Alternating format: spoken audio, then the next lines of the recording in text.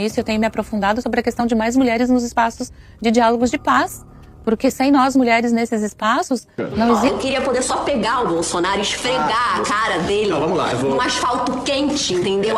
Posso citar a questão da guerra de Israel, né, com o que Israel faz contra o povo palestino.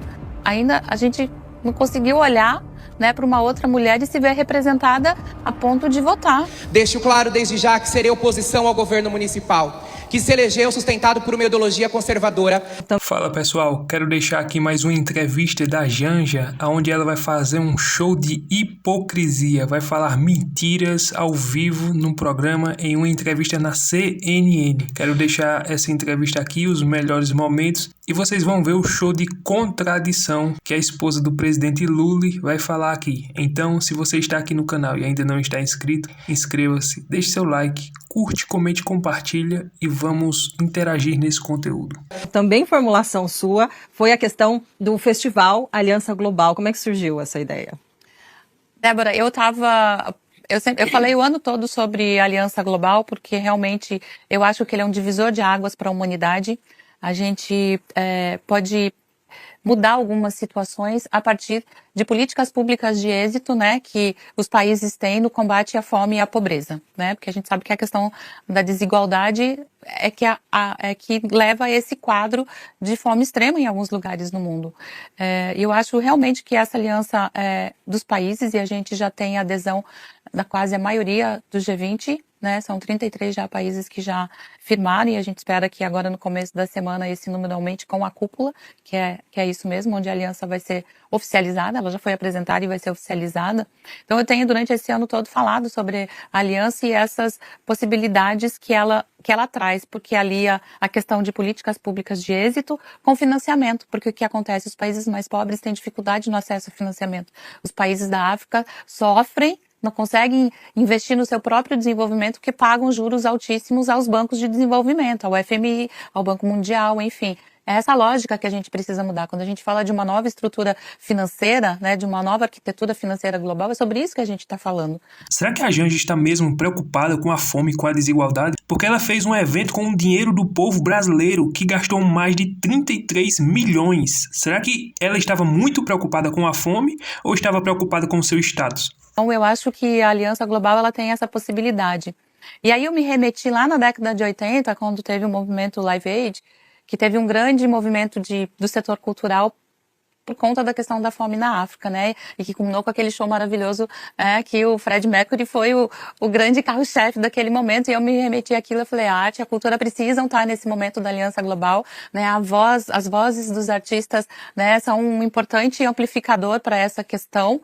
E aí eu pensei, porque a gente não organizar lá no G20, né, um festival de música para que a gente possa falar com um público maior também sobre isso. O CRIA G20 tem esse objetivo e o festival tem esse objetivo de levar essa mensagem da Aliança Global para um número maior de pessoas. O CRIA vai falar aqui dos temas do mundo digital e lá no G20 a gente vai falar através da voz dos artistas e da música. Minha pergunta é, qual o desafio que a maior potência do mundo não esteja nessa página a partir do ano que vem?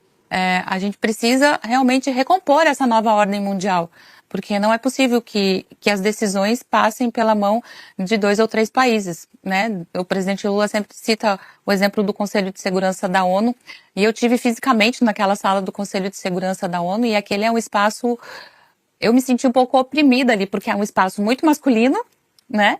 A maior parte dos representantes dos países ali são homens, né? Que decidem sobre a vida e a morte das pessoas, de uma população global, né? A gente viu posso citar a questão da guerra de Israel, né? Com o massacre que Israel faz contra o povo palestino. Aqui começa a hipocrisia de Janja e do marido dela, porque eles dizem que quem é a vítima é o povo palestino, ou seja, ela não diz que é o Hamas, os culpados. Ela não joga isso no colo do Hamas, não, ela joga isso no colo de Israel. Israel é quem está causando a destruição lá na Palestina, mas ela não diz que o Hamas é o grande culpado, que faz refém, que faz um monte de barbaridade. Pense num povo hipócrita e passa pano para pessoas terroristas do Hamas, é esse povo do Lula. As diversas resoluções apresentadas que sempre teve o veto dos Estados Unidos, né? Então, é uma nação decidida sobre a vida e a morte, nesse caso especificamente de mulheres crianças. 70% dos mortos na faixa de Gaza são mulheres e crianças, né?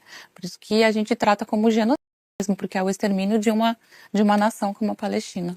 Você viu que ela citou o nome de Israel e em nenhum momento ela disse que o Hamas tinha culpa no meio dessa confusão? Interessante, porque eu falei sobre alguns aspectos que não convergem com a agenda do Brasil, do novo projeto que ganhou nos Estados Unidos, mas aparentemente o discurso lá, por outro lado, é meio pelo fim das guerras, né? Isso é você vê de maneira positiva? Eu não sei. Vamos ver. Eu espero que sim, né? Porque tudo que a gente quer é um mundo de paz, que possa viver em paz, mas a gente sabe que os países que hoje falam de fim da guerra também são aqueles que vendem os armamentos. Então é um contraditório que às vezes eu não consigo entender. Como que na mesa de negociação de paz você tem países que vendem armamentos para se fazer a guerra que eles estão ali negociando. Então, né, por isso que eu falo também, você vê essas mesas de negociação, em sua grande maioria são homens. Então, por isso que a gente fala de mais mulheres. Eu tenho desde o ano passado, quando começou o conflito de Gaza, eu tenho conversado muito com a embaixadora Maria Laura, que é a secretária-geral do Ministério de Relações Exteriores, e ela já tem um trabalho nisso, e eu tenho me aprofundado sobre a questão de mais mulheres nos espaços de diálogos de paz. Eu queria poder só pegar o Bolsonaro e esfregar a cara dele num asfalto quente, entendeu? Até ele ficar com a cara toda esfolada e a pele dele sair, eu arrancar com a mão com um dente, eu pegar aquele Isso é uma brincadeira, a gente não tá os dois dedos, dando assim. nenhuma iniciativa pra violência. Estou incentivando a violência. Disso e finalizar, de que os cristãos, assim também como as pessoas de direita aqui no Brasil, têm sim o poder de fala, de defesa, e a gente vai lutar até vocês pararem de ficarem nos rotulando, porque isso é uma tática bem antiga, inclusive dos nazistas, que colocavam, senhora Damares, o judeu como um parasita. Há várias propagandas antissemitas colocando o judeu como um inseto. E sabe por que essa estratégia? Porque ninguém tem remorso quando mata um inseto. Assim como estão fazendo conosco. Nós não somos seres humanos mais, deputado Felipe Barros. Nós somos genocidas. Nós somos intolerantes, homofóbicos, transfóbicos e todos suíças. Ou seja, daqui a pouco, quando extirparem a direita no Brasil, extirparem os cristãos no Brasil, ninguém mais vai sentir falta. Não me venham com mentiras aqui, porque enquanto a gente tiver fôlego, a gente vai destruir essas mentiras aqui de gente que não tem moral para falar em amor de Deus e moral, muito menos para falar da justiça dele. Esse moleque precisa de resposta. Esse é o moleque. Moleque, eu tenho vergonha Esse é o moleque. Esse é o moleque. Esse moleque precisa de resposta. Precisa de respeito. Tem que respeitar os personagens como você. Nesses termos eu não vou dar direito, não. Porque sem nós, mulheres, nesses espaços, não existe uma resolução que, sabe, que nos contemple. Tem um caminho? Você vê um caminho? Tem um caminho. A gente votar, nós mulheres votarmos em mais mulheres, né? Eu fico...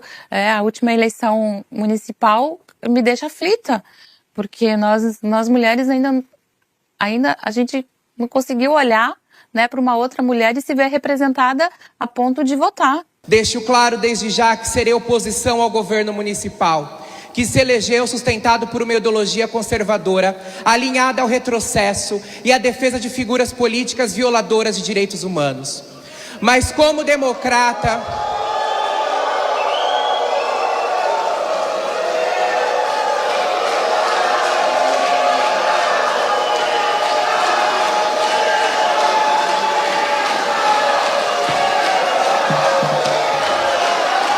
Presidente,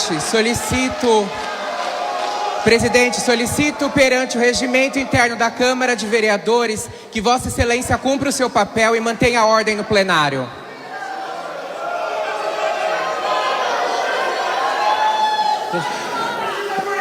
Toda regra tem uma exceção. Nesse caso, muitas mulheres não votariam numa pessoa dessa que diz representar as mulheres e outra terceira classe. Claro, uma mulher de família prefere votar em um homem que defenda princípios e valores do que votar em uma mulher que defende o aborto e uma legalização de um monte de coisa. Lógico, né? Não estou dizendo que é uma regra, mas existem suas exceções. A gente, né, às vezes, não, eu vou votar no homem porque me dá mais segurança. E isso é histórico, é normal, é cultural. Só que a gente precisa... alguma hora, né, virar essa chave e realmente, né, eu olhar para você olhar para mim e a gente ter essa confiança de que eu estou bem representada, né? A gente ainda tem uma parcela de representação nos parlamentos, seja ele a nível federal, estadual ou municipal, muito pouca das mulheres. Eu fico aflita quando eu vejo em municípios a gente não ter nenhuma mulher em nenhum parlamento, né? Não ter nenhuma representante feminina.